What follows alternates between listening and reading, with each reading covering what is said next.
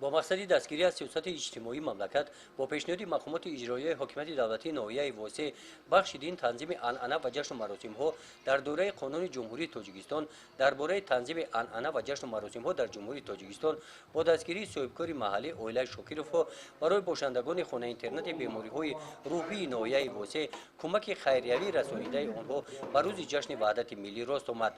در خانه اینترنت بیماری‌های روحی ناحیه واسع 220 نفر بیماران روحی و تبابت فرا گرفته شده زندگی دارند. برای زندگی و تبابت بیماران از جانب دولت همه شرایط‌ها مهیا کرده شدند.